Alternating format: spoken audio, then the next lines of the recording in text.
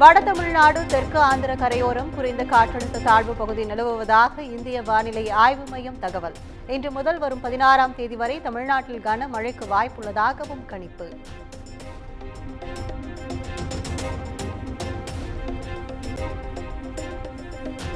காலை 10 மணி வரை சென்னை, திருவள்ளூர் உள்ளிட்ட 6 மாவட்டங்களுக்கு மிக கனமழைக்கான ஆரஞ்ச் அலர்ட் விடுப்பு. கள்ளக்குறிச்சி, கரூர், நாமக்கல் உள்ளிட்ட 16 மாவட்டங்களுக்கு கனமழைக்கான மஞ்சள் எச்சரிக்கையை அறிவித்தது வானிலை மையம்.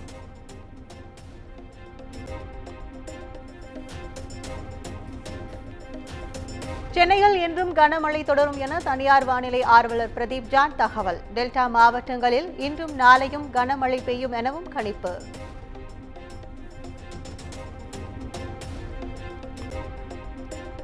கடந்த 24 மணி நேரத்தில் அதிகபட்சமாக மயிலாடுதுறை மாவட்டம் சீர்காழியில் 14 சென்டிமீட்டர் மழை பதிவு. கொள்ளிடத்தில் 13.4 சென்டிமீட்டர் மழையும், தரங்கம்பாடியில் 5.9 சென்டிமீட்டர் மழையும் பதிவானதாக தகவல்.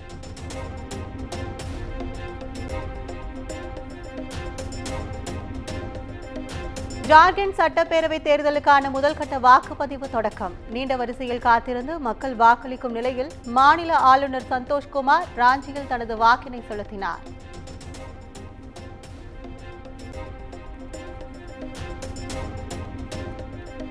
வயநாடு மக்களவைத் தொகுதி இடைத்தேர்தல் வாக்குப்பதிவு விறுவிறு. மும்முனை போட்டி நிலவும் நிலையில் ஆர்வத்துடன் ஜனநாயக கடமை ஆற்றி வரும் மக்கள்.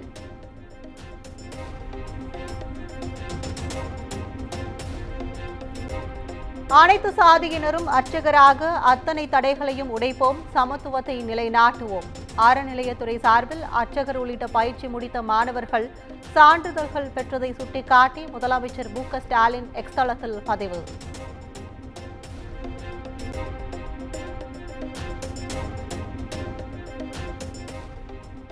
பருவமழையொட்டி சென்னை சோழிங்கநல்லூர், ஒக்கியம், துறைப்பாக்கம் பகுதிகளில் துணை முதலமைச்சர் உதயநிதி ஸ்டாலின் ஆய்வு.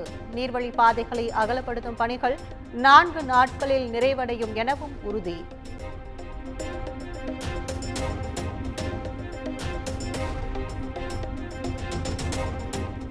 பாலியல் துன்புறுத்தல்களை தடுக்கும் வகையில் அனைத்து பள்ளிகளிலும் மாணவர்கள் பாதுகாப்பு ஆலோசனை குழு அமைக்கப்படும். பள்ளி கல்வித்துறை செயலாளர் மதுமதி அறிவிப்பு.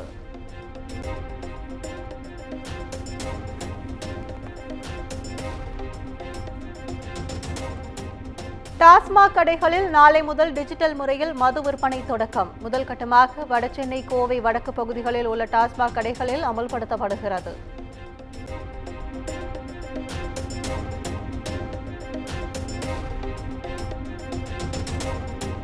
தஞ்சை சூரியனார் கோயில் மடத்தின் ஆதீனம் திருமணம் செய்து கொண்டதை கண்டித்து பக்தர்கள் தொடர் போராட்டம். போராட்டத்தின் எதிரொலியாக அனைத்து பொறுப்புகளையும் அரசிடம் ஒப்படைத்துவிட்டு கோயிலை விட்டு வெளியேறிய மகாலிங்க தேசிக பண்டார சுவாமிகள்.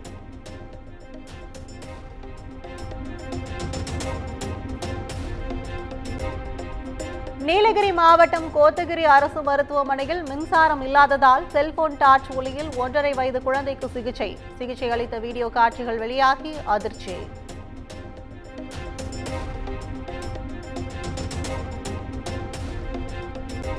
ஆன்லைன் ரம்மி விளையாட்டில் பணத்தை இழந்த சென்னை புரசைவாக்கத்தை சேர்ந்த ஐடி ஊழியர் தற்கொலை.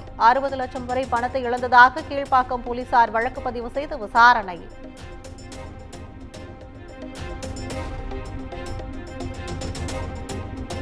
பாம்பன் புதிய ரயில் பாலத்தில் இறுதிக்கட்ட சோதனை ஓட்டம் இன்று தொடக்கம். 2 நாட்களுக்கு தண்டவாளம் அருகே பொதுமக்கள் செல்ல வேண்டாம் என ரயில்வே நிர்வாகம் எச்சரிக்கை.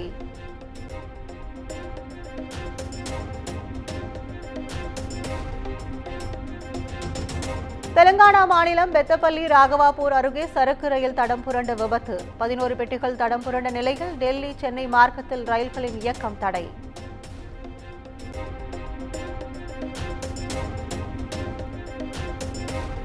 ஜெய்ப்பூரில் ரயில் தண்டவாளத்தில் காரை ஓட்டி ரீல்ஸ் எடுத்த நபர் கைது. எதிரே வந்த ரயில் ஓட்டுநர் உடனடியாக நிறுத்தியதால் பெரும் விபத்து தவிர்ப்பு.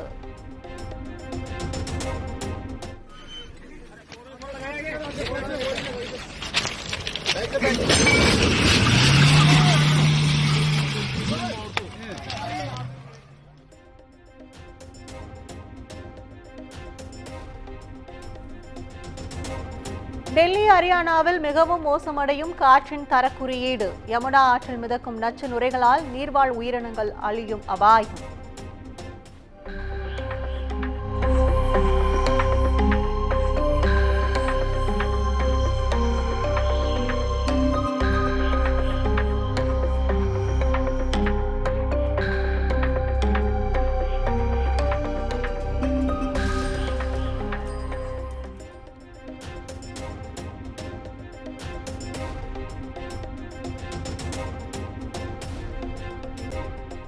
அமெரிக்க அதிபர் டொனால்டு டிரம்பின் ஆதரவாளர்களான எலான் மஸ்க் மற்றும் விவேக் ராமசாமிக்கு பொறுப்பு.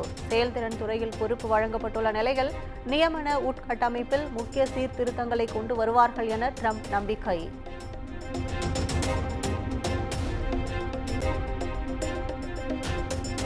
சவுதி அரேபியாவின் வெளியுறவுத்துறை அமைச்சரும் இளவரசருமான ஃபைசல் பின் ஃபர்ஹான் அல் சவுத் அதிகாரப்பூர்வ பயணமாக இந்தியா வருகை. இந்தியா சவுதி அரேபியா வியூக கூட்டாண்மை கவுன்சிலின் 2வது கூட்டத்தில் பங்கேற்க இருப்பதாக தகவல்.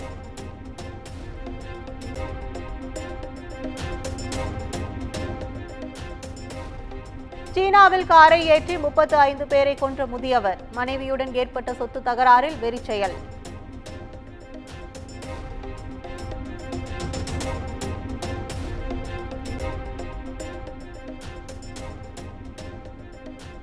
இந்தியா தென்னாப்பிரிக்கா இடையே இன்று 3வது T20 கிரிக்கெட் போட்டி.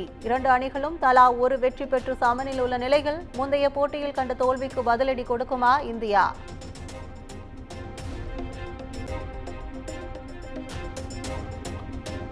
இலங்கை நியூசிலாந்து இடையிலான முதல் ஒருநாள் போட்டி தம்புல்லா மைதானத்தில் இன்று நடக்கிறது. முதலில் நடைபெற்ற T20 தொடர் சமனில் முடிந்த நிலையில் ஒருநாள் தொடரை கைப்பற்ற இரு அணிகளும் தீவிரம்.